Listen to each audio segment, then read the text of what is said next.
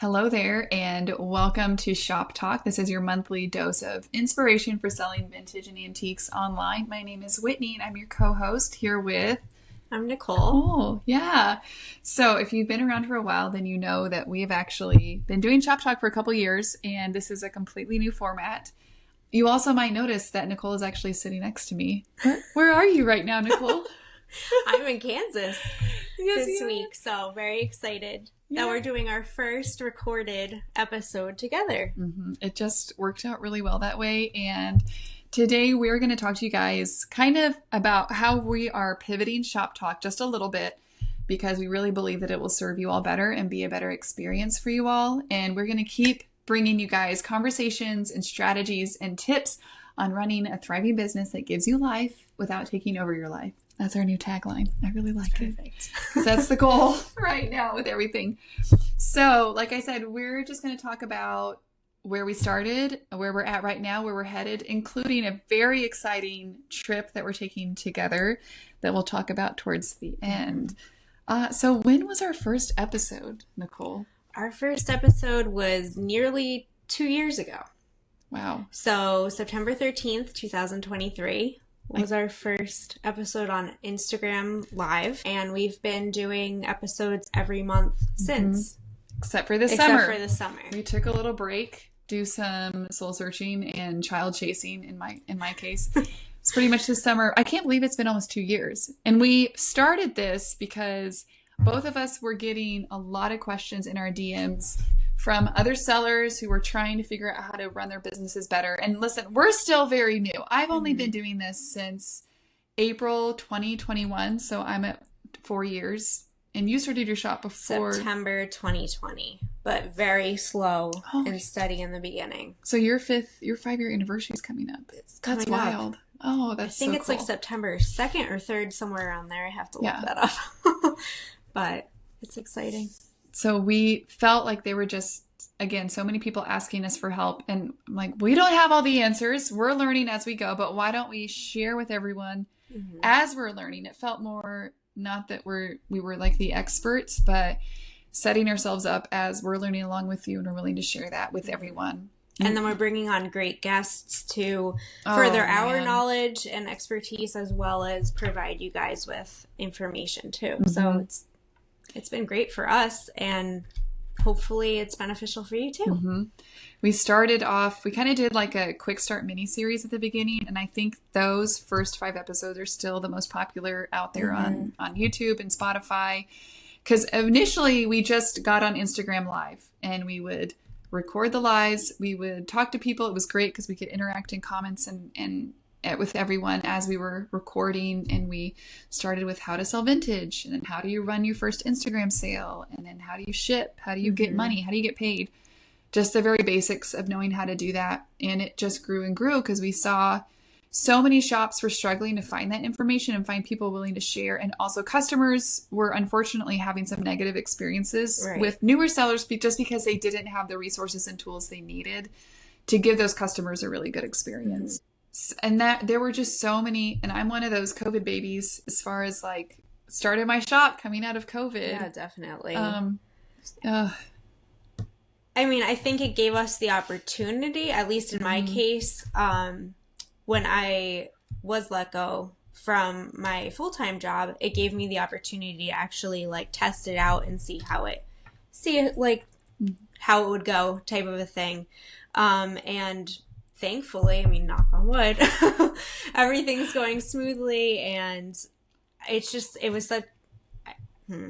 COVID was a very hard time for some people, but I feel like for me, in the sense of like developing my shop and furthering like my passion in doing antiques, it was like a huge blessing to have been able to get out of the like 9-to-5 grind and like being super stressed out by everything architecture and all the deadlines and everything, and able to like kind of be a little bit more creative and really just like pursue what I'm passionate about, which it's a blessing to be able to do this, and very thankful. I'm kind of the same, because I was a registered nurse for like, I don't even remember now because the timing all blurs together. But I think it was, I graduated 2006. So it would have been Hi, sorry. Thought my phone was on silent. Super profesh here.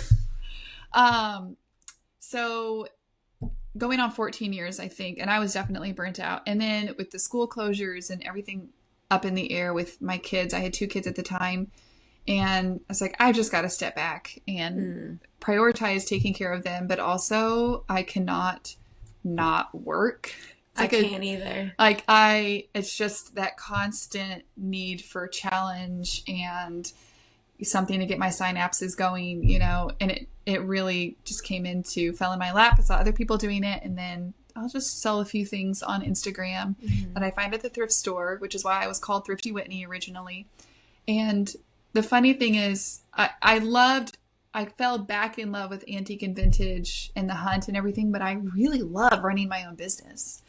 I love that part of it. And I think that's unique too with any sort of small business. You can't just love what you do. You also have to you can't just love buying antiques and vintage. You have to also love selling it. And I have a lot of entrepreneurs in my family, and I didn't realize how much it was in my blood. And so once I locked into that, it just changed everything for me, especially in a time when my kids are small and I needed the flexibility, but I still wanted to contribute to the family income. And I mean, moms who are home with their kids, who do not have who do not have income generating, revenue generating work, your work is so valuable regardless of what dollar amount. I just feel like I need to say that out there.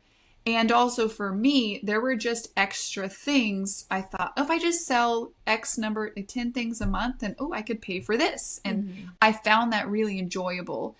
And especially now that my kids are in school, it's really interesting because I've realized, okay, my income is paying for education and certain things. I could be doing that working for someone else. I could be building someone else's business on their time schedule, on their time frame. And then in 10 years, what am I going to have? A nice resume, but I don't have something that I own and that I built myself. Whereas if I'm able to work at this, even in the margins, even in the small amount of time that I have, then later I don't have to launch a whole new career. You know, once my kids are grown, I will have something already that is kind of amazing that hopefully they want to buy into and be a part of. And so realizing that, it's I think has been a big part of why I've really loved what I've done. Well, I feel like it's a little bit more rewarding too when you're doing it for yourself, and you kind of take more pride into it. Not that I'm saying that you can't when you're working for an employer, but it's just different when it's yours. And when you said, you're building a legacy for your kids if they want to kind of become part of it. And I think with the name switch is great too, because it allows for Conard and Co. The company is your family. So I think that's fantastic. Yeah. That's kind of, where our shops have evolved the past few years of just, I think, realizing that this is something that is not just a side hustle. Gosh, I hate that term. I hate that term so much. So you hustle a lot though. It's not just you a do. Side gig. It's my husband always jokes. He's you were so glad to be out of your 9 to 5, but now you work 24/7. I know. And it's well, I can't help it. I'm Whitney. I really like working. I need to stay busy. Otherwise, I'm not a big couch potato. I can't just sit there. And if you do it, that's fine. There's no judgment whatsoever. It's just I need to constantly be doing something. And I definitely get that from my mom, who is also an entrepreneur. And I guess I never really thought about that. I was talking to a friend too, and she's well, it kind of runs in my blood. And I was oh, well, I guess it runs in mine too. My grandpa was an accountant. Same thing. My dad's parents owned an apartment complex, and they managed it. My mom has her own business, so it kind of just, and it never clicked. But now it makes sense that I want to be a business owner instead of working for someone. We're kind of a weird bunch, and we love it. It just takes a certain personality, I think, and the tools that you need to get there as well.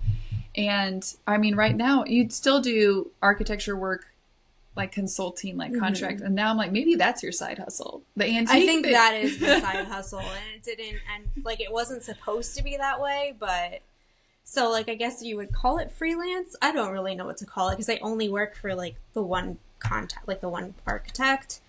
I really wouldn't want to take on more than that because I like the flexibility of being able to like pack orders, and I work from home too, which is great.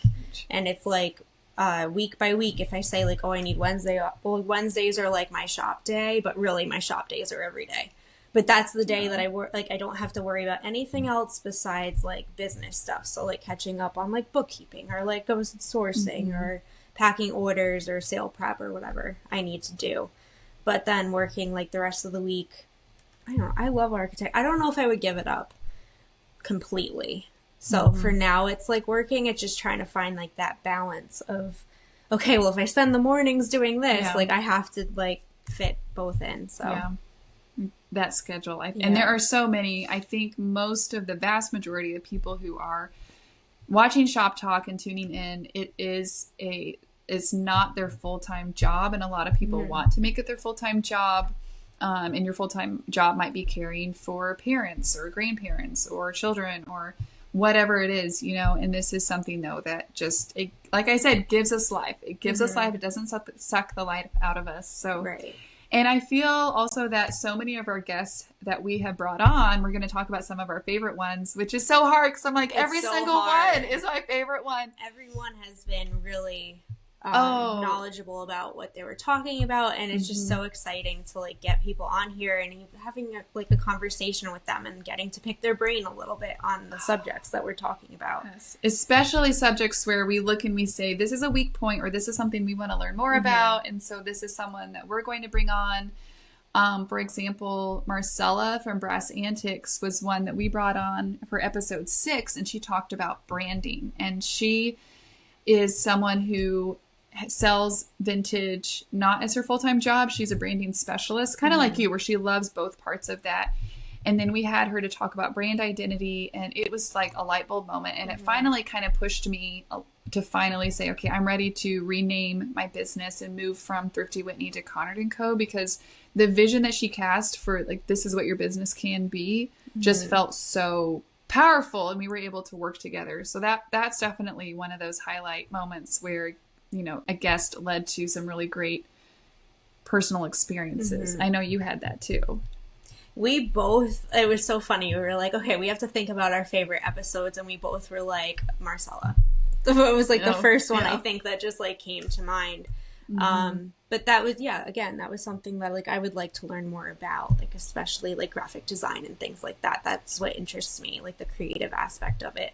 So she was great. I think she really touched upon so many really amazing points on that episode. And if you haven't seen it, it's episode 6. Highly recommend. But even like when we had Helen come on, Quintessentially French, that was episode 20. And that was like a couple months before I was going to Paris to source. So you guys didn't know at the time, but I was like trying to ask some questions without making it look super obvious that I like actually needed advice from her. But she was great. And then I actually got to, you don't know this, I don't think I posted about it, but when I was over there, we actually met up at one of the markets and we had coffee with her and her husband. It was really great. And we like shopped a little bit with them. Really special. So that was another like really good episode, I think. And then I also really liked product styling with Jennifer. That was episode 12. She shared belongings. And she always has like the best product photography. I love how she, especially with like themes, like I can remember just like looking back at her page and her sale previews. I remember she had this like mug and it had donuts on it, and she actually went out and bought donuts to like style the mug. She's just really great with that. And she led us through like, okay, if I have like a vase or if I have this is how you would stage it or how you would set everything up and like composition. So that was another favorite episode of mine, but really all of them have been fantastic. And we brought on some really helpful guests about business. So this was interesting. We kind of started branching out into, hey, maybe you're not an antique dealer, but you are focused on a business one. So we had bookkeeping, my reseller Jeannie on, which is a bookkeeping platform and inventory management. They work mostly with like eBay resellers, but they focused on finances and booking and like that is something that's not okay. Some people think it's really fun. It's a necessary evil for me. I'm trying to take a different bookkeeping course and I just get super overwhelmed. But, bringing them on and saying, this is actually really important. If you have goals in your business, you have to pay attention to this part of it, or else you're never, if you're wondering, why am I not getting traction? Why am I not making more money? A lot of that is keeping track of that. That was one thing also that Melanie in episode 15 with Lost and Found Decor talked about. She's been running an antique booth and selling online for, 12 years, I think. She has some great courses and education information, and she talked about inventory management and not overbuying inventory and setting a strict budget. If I have, $400 for this month, I have to spend it well. I don't want to overbuy because then it adds to the clutter and just the stress. Yeah. It's just mentally mentally to have all me. I overbought a little bit too much, so I'm trying to really be fine-tuned into what I really need for the shop instead of oh, this is a good deal, or no, just kind of niching down and being a little bit more strict about what I get. Or even, what do our customers actually want? Right. Because that's one thing I've learned, is just because I think something is really cool doesn't mean that customers will think it's cool or that it's a good buy. And that's interesting. Did I share my numbers with you? That I don't think I did. I was looking at comparing January through August. Okay. This year versus last year. So 8 months, last year, this year. It was really interesting because my overall revenue was down. I can't remember the exact numbers. I shared them with Andrew because it was just helpful. But my expenses were way down, and the net profit, so money in my pocket, was actually about the same. Okay. So that means I'm spending, I have so far this year spent way less, even though I've hired an assistant. I paid for a rebrand. I paid someone to update my website. I'm paying certain investments I'm making in my business, but I bought way less inventory, but my revenue actually maintained. So my profit margin, my net profit margin is way better, up by 10%. That's huge. Yeah. It upped from 20 to 30%. And so I think all of these lessons that we've been learning, again, you may not see a huge difference overnight, by month, but as your business and you do this year over a year, you realize, oh, actually, I've been a much better business manager this year than I was last year. Well, it's good that you're increasing. You never want it to be the other way around. Yeah. Well, it's easy to look too at your number. Oh my gosh, I'm making way less money. Look at my revenue, my sales, actual sales. It's way down. And I was oh, wait, but actually the money in my pocket's the same. So I've saved thousands of dollars by just taking what we've all been learning in Shop Talk and implementing it. Yeah. So just a little note about what we're doing. Okay. So why are we switching from Instagram live streams to pre-recording this? I think the frustration level, it was just we've had it up to here. So we're done. It's just, you guys know, anybody who's on Instagram that is watching this, it's just, Instagram stopped playing nice. It's becoming more and more difficult to even get on the live. Sometimes you're on live and it has that kind of strobe, the black strobe that happens. Apparently the screen flashes. We had an episode, I think it was episode 21, when Renati came on.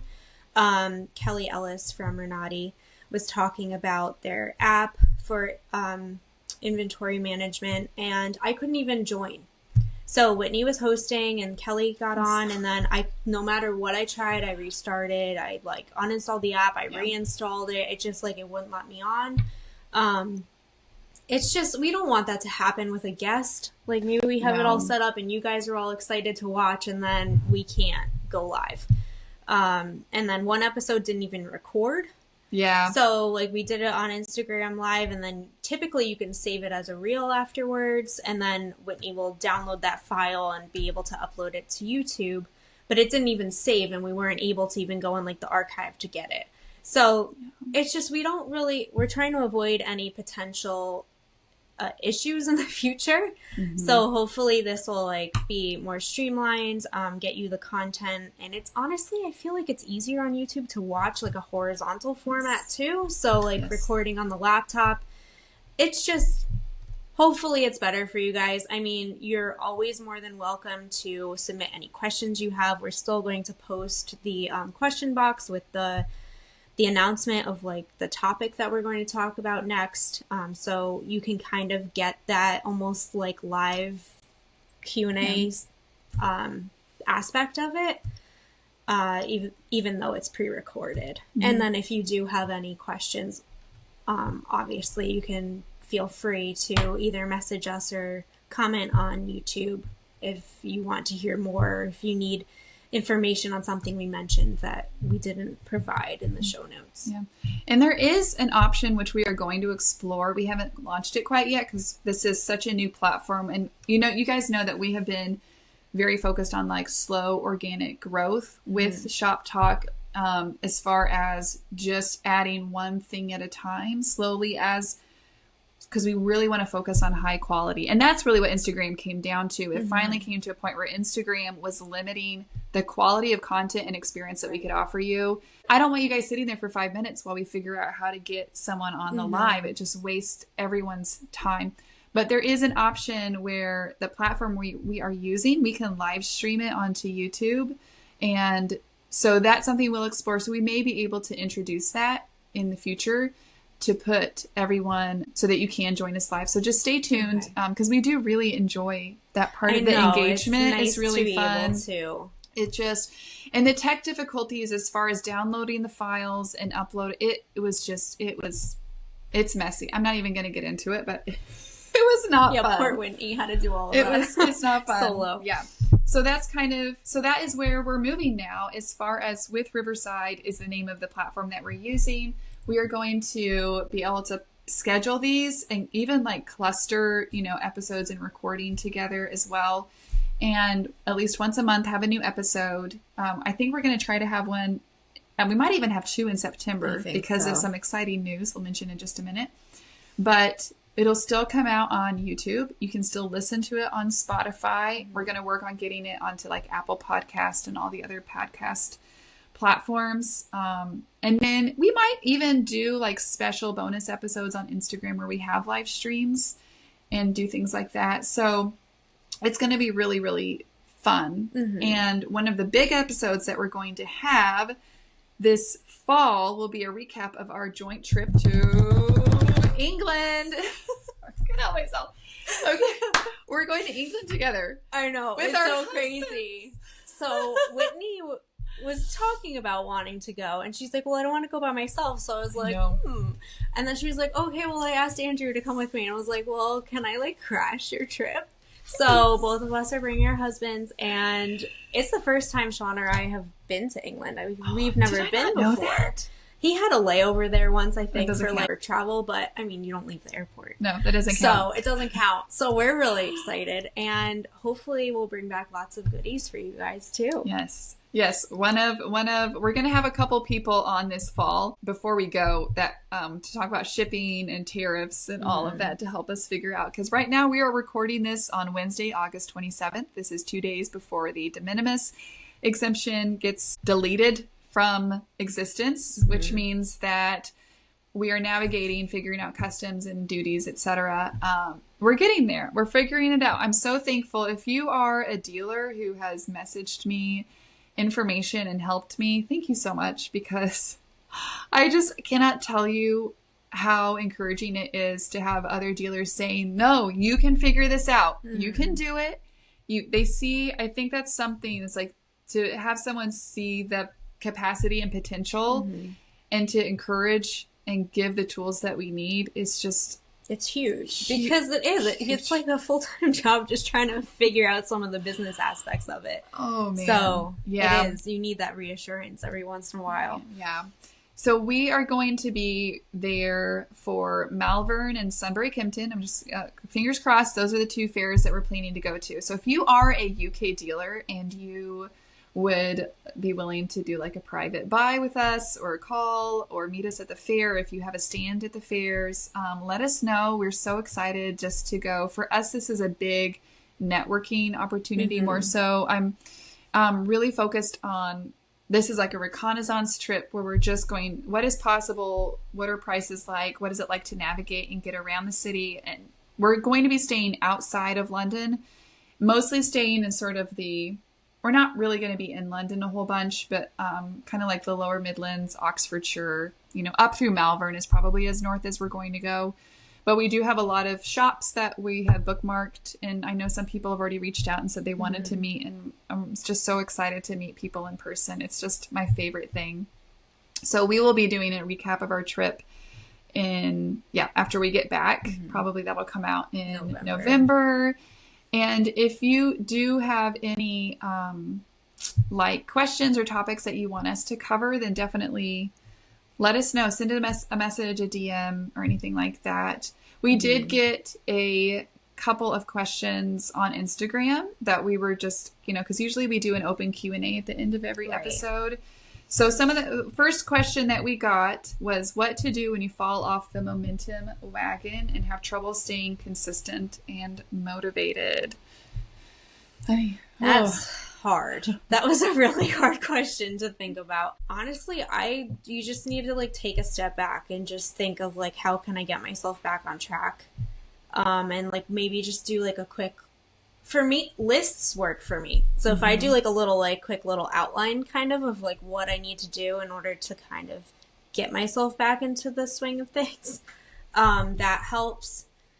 It is hard to stay consistent. I will say that for me, at least. I know it's always good to stay consistent with, especially if you're listing on a selling platform like Etsy, because then your views will be consistent and your items will be pushed towards more people. And I have a hard time staying consistent with Etsy. I won't lie.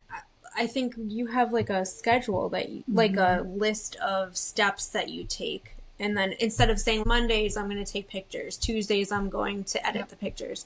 Yours is a little bit more fluid so that you can keep going. It's similar to it. And I just I think what we do is running a business, but there's such a huge creative aspect to it. And you have to keep showing up for the work and you cannot wait for inspiration to hit. And it is hard when you have photos that you're I don't feel like taking photos today. I don't feel creative. The sun isn't great. There's so many excuses that our subconscious mind, that our ego puts out to protect us from failure. And that's really what it is. I think you feel like I'm not going to be able to do this well or as well as I want. And I'm afraid of failing. I suffer from that a lot. And you just have to push through that. I mean, you have to, this maybe sounds counterintuitive, but I'm you just got to lower your standards and just be okay with good enough. It doesn't have to be perfect. That's my problem. It's well, the light isn't perfect right now. It's it doesn't have to be perfect. Can you see the coloring properly? Can you see the item? Is it clear? Is it represented in a certain way? Can you edit it maybe a little bit more to get it to the true coloring that you're looking for? Yes, you can do okay. Then just do it. And I have that. I can't get over that hurdle sometimes. And I'll just do it tomorrow. It's supposed to I look at the forecast and Tuesday's better. It's if it's not raining and it's not dark, just do it. And if you can't, there's the shop lights are great sometimes. I know it's not the natural light if you're a natural light person. It's good fine. Enough. It's good enough. I worked with a doctor who he's one of his mantras. He used to be in the Army, so he had all sorts of rules and stuff, but he said, do today's work today. Don't put it off, because then one of the reasons I think you have to also ask yourself, why are you having trouble being consistent? Why are you feeling unmotivated? Is it because you've had low sales that month? So you're starting to feel that imposter syndrome, and you're you start letting that self-doubt creep in of why do I even need to try? I'm not going to be able to make sales. This drop is going to be a complete flop. I'm not going to sell anything. I mean, I will be completely transparent with you guys. For the past 3 months, I have not worked Instagram. I barely posted the minimum. I have not had time. And my marketing, I have not been marketing my website. Barely at all. I send out an email once a week. I have had 3 website drops in a row where I have not sold anything in the first 24 hours for my website. And you know what? That's okay. Do you know why that's okay? Because I do have revenue goals, but my goal is just to show up every week and get stuff on the website. I also know July and August are really poor sales month. You know what also is working for me is building in systems that are going to keep running even when I don't feel like doing the work. One of those has been hiring an assistant. Back in late spring, I finally said, I need help listing. I need help. There's a bottleneck. I have all of these work, like my work has grown to more than just posting stuff on my website. I have so many other things that I'm doing. I need help. And so I have my amazing assistant, Amanda. She shows up every Friday and she photographs way more than I could photograph. Like she's doing like 15 to 20 plus items a week on my website, preps all the listings. So I just have to sit down and write out the descriptions. And part of that was me being willing to give over control, because I know a lot of people tell me, like, I'm so afraid to hire someone because it won't be exact. And I'm like, you're right, it won't. Know. But if they get it 90% right, that's good enough. And then I'm taking all those listings and I'm pushing them over to Etsy, the stuff that doesn't sell. And Etsy is like working like a horse for me because they are doing the marketing. So I'm leveraging a system. Like, I don't have the time right now to market my own stuff. So I'm going to leverage this platform that markets it for me.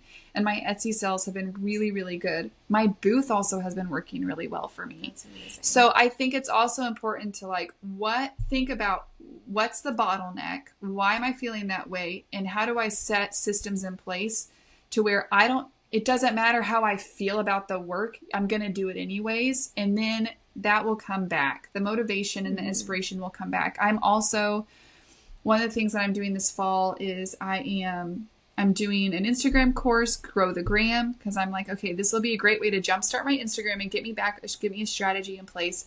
And I'm also doing a video photo styling course. Did I tell you about that? No. Okay, so it's next week. It's in town. It's with an interior designer who has just the most drool-worthy styling, staging. It's mostly for stylists, but I think there's some other dealers who are going to do it. It's at Kilgore's, and he is going to tell you, this is how you style a vignette. Here's how you storyboard your videos that you put together. Okay. Because that's really my weak spot is styling and telling a story with my styling. I can find really killer items, but then I think my weak area is showing people how to use them. And you're amazing. I don't know. Your photos are I don't think so. Okay. This is where we have a girl fest. They're like, no, you're amazing. No, you're amazing. I think I need to get out of my head. So that's usually my hang up. It's just low. Yeah. Like you said, kind of lower your expectations, lower your standards just a little bit, just to get the ball rolling again. If you have the time to be able to sit there for hours on hours to get the lighting perfect and all that, go all for it, that's perfect for you. I can't, because I'm still juggling between two. But yeah, I need to get out of my head, and I need to just kind of get things moving. And I feel like once you start the wheels, then it'll continue. Yeah. I cannot wait for inspiration. I've had another, I don't even know where I got this from, probably some Instagram post, but I wrote it on a piece of paper and it said 6 months from now, you'll either have a report of success or a list of excuses. And that was my England trip. I've been talking about going to England for a year. Last year I started saying, in 2025, I'm going to England. I'm going to England. I had to do that to get my husband used to the idea. Because at first he's like, what? Why? We have 3 children. How is that going to work? I have a full-time job. How is that going to work? I'm like, I don't know. I don't know the how. I just know where I want to go. And the first step is for me, was verbally saying, this is what I want to do. And I kept looking at that. It's been on my fridge for months and months. And guess what? 6 months ago, I didn't have anything booked or planned. But I said, I'm going to figure it out. And instead of a list of, hopefully in October, instead of a list of excuses, these are all the reasons why I didn't achieve my business goals. I didn't feel motivated. It felt too hard. It was too confusing. I didn't know who to ask. All of those are valid things. We're not de-emphasizing the emotional impact of all those concerns, right? There's a lot of uncertainty and risk and scary stuff involved in running your own business. But I'm going to have a report of success of I have done these specific steps moving towards. I don't know what the 10th step is from now. I don't have a customs broker yet. I don't know how I'm going to get the stuff back. But I know I have my tickets booked, and I have a passport, and I have a place to sleep, and I have my traveling companion to go with. And our husbands are coming to help with logistics and to hold us back when we decide that we really need a 40-foot container. I told Andrew, he was like, do I really, like, he couldn't find his passport for the longest time. Oh, he lost it for months. Did I tell you? I think I did. So he goes to our church small group, and I wasn't there. It's a mixed, it's, men and women together. And he says, I guess y'all should pray that I find my passport because my wife wants me to go to England with her. I guess I should go. And the wives were like, what? Yeah, yes, you have to go. She wants you to go. You need to go. And I told him, of course I want you to go on an emotional level as my husband, but really you should want to go because if you don't, I will be out of control. I will be buying way too much and saying yes to all the things. You need to be there to be the voice of reason. Right. It's like, okay, hon, like you kind of overdid it a little bit. Let's just take a step back. He told me he had to marry me because his life was too boring, but now he needs more boring because I'm too exciting. That's really funny. I'm like, okay, I'll give it to you. Oh, man. Okay, so that question also kind of leads in. I feel a lot of the things we said also goes into the next question was, how do you work through a sales plateau? Yeah. It's kind of the same thing, right, too. The person that submitted the question asked if we do like clearance sales or if we lower the prices. I think it all depends because, and I was saying that it depends the platform that you're selling because your audience is not always going to be the same. So for instance, like I sell mainly on Instagram. So if I post items to my page for sale, like listings, there are some people that only watch live sales. There are some people that never watch live sales.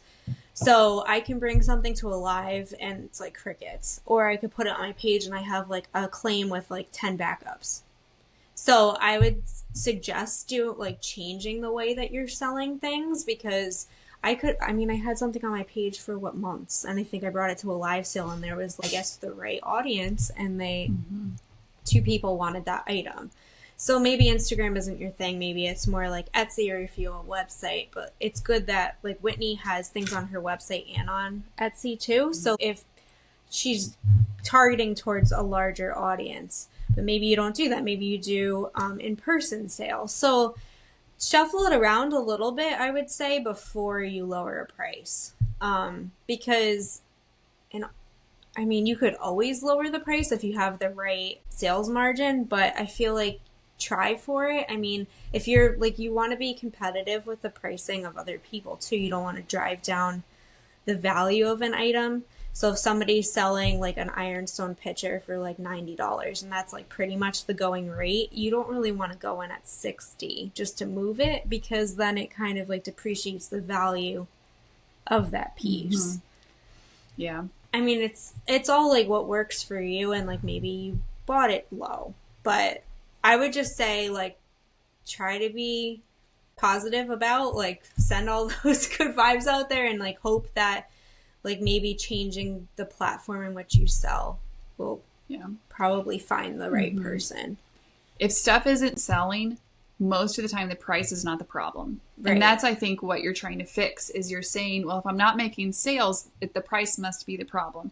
And I don't think that's true. I think what you're saying is platform and also how you're presenting the item. Now we're going on piece. How you're presenting it. Are you presenting this as a high-end item that is consistent with its value? And this is also why when you're talking about sales revenue, it's one thing to have just a few items that are not selling, but if you're talking about an overall drop, ask other people, hey, are your sales down? Like July and August are always low. And that is for me, when I hit August 5th, I'm like, geez, where is everybody? And I look back, oh yeah, every year. Every year. They're all on vacation. They're shopping for back to school supplies. They're sending their kids off to college. There's always a drop. So I keep showing up for the work. It's actually a great time to fill your online shop with as many items as possible because then when fourth quarter hits and people are buying, you have as many options as possible for them to buy from. And this is also why I have multiple revenue streams. This is one thing that we talked with Melanie as well about was the importance. If you do want this to be your full-time job or your robust part-time income, like I work part-time hours technically with my job, with this business, and my goal has always been significant. I want to make meaningful stable revenue. So I want the money I make to be actually making a meaningful contribution to my family. Mm-hmm. And I also want it to be sustainable in that, like, I'm not working my rear end off all the time and burning myself out. It has to be that. So I have found this beautiful mix where Etsy, my website, and then my booth. And then I'll be adding live sales back in September, like weekly live sales, because that was a pretty good revenue stream. And now that I have more, my kids are in school, I have the time for that.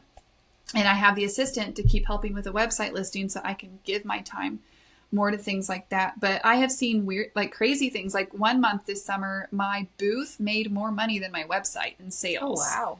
So, because again, I wasn't working the website. I just didn't have it. But my booth, I kept dropping stuff off, and people were still shopping, and kind of totally goes against that assumption that, oh, you can make more money online than you can in person. It's like, well, it all depends. Mm-hmm. That is such a relative. You cannot. I think it really depends. I mean, I started out doing outdoor markets, not huge ones, but like at a local antique mall, they had outdoor markets. And I guess it depends where you're doing it and who your shoppers are. But like a lot of people, if they think like, oh, it's a flea market or it's an outdoor market, they want everything for $5. It's like, so you have to, if you're in a high end, like your mall is like a higher end mall, I would say, your antique mall. So you have that kind of level of expectation, I guess, for like people thinking, oh, if I'm going into this place, like I'm not going to find things for thrift store prices. It's going to be a curated antique center. So I feel like then in-person shopping at a physical space is different than in-person shopping at like a pop-up. Mm-hmm. Not saying that pop-ups are cheaper or that you should think less of them, but it's just, I think when people see, oh, flea market, or, oh, market this weekend, they're just looking for a deal. Mm-hmm. And that's not always the case. It can be a great way to liquidate some inventory and just move it. Yeah. So again, multiple revenue streams.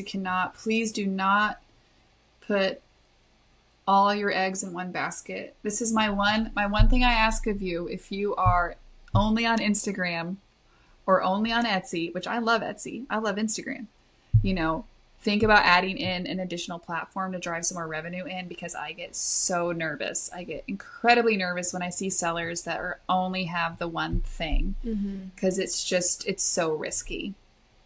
But all right, last question. Can we make Shop Talk more than once a month? Okay.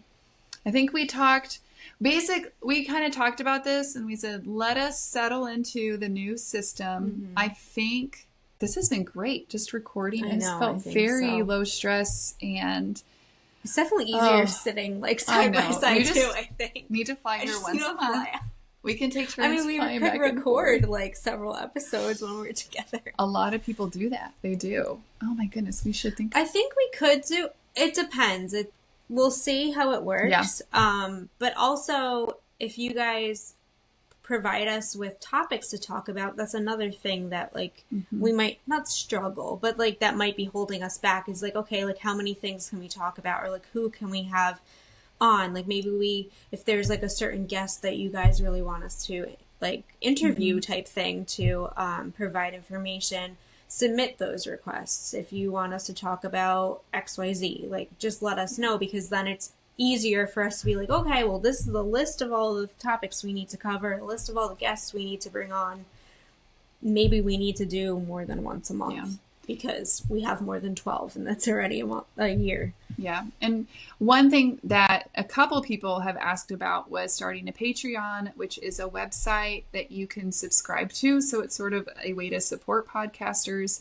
And then we could post additional content on there it could be $5 a month, and have a little bit of a community engagement. There's a lot of platforms that offer that. Mm-hmm. So again, slow organic growth. We're adding this on now. And then I think for 2026, we will see where we're at, because this platform will cost us $25 a month, I think. Once we reach the max. So if you would like to sponsor Shop Talk, or, a Venmo, pay for $5 coffee, we accept that. We appreciate that so much. So that's something that we're going to build towards, is potentially creating more of a space where you guys can engage and get additional content within that subscriber space. Mm-hmm. So I've run some membership platforms in the past, and they can be really fabulous, and they're also pretty time consuming. So I think we want to find the balance. We want to make sure that what we offer you all is sustainable, that we can actually keep it going. And it's so much easier having two people doing it, though, because doing it solo is just too much work. So yeah. All right, I think we've covered everything. So where can people find you online, just in case they're new? On Instagram at Vintage Haven Shop, SHOPPE. Like British. Or on Etsy, the same handle. I think it's Vintage Haven Shop. Yep, and I am Connard & Co. That's CONARD. And Instagram, it's connard.and.co. My website is connardandco.com. I'm also on Etsy, but yeah, just drop us a DM. Let us know what you thought about this new episode, new way of recording. Comment on YouTube, share on Spotify. We appreciate it. Every time you guys share a podcast, we appreciate it so much, and we will catch you next time.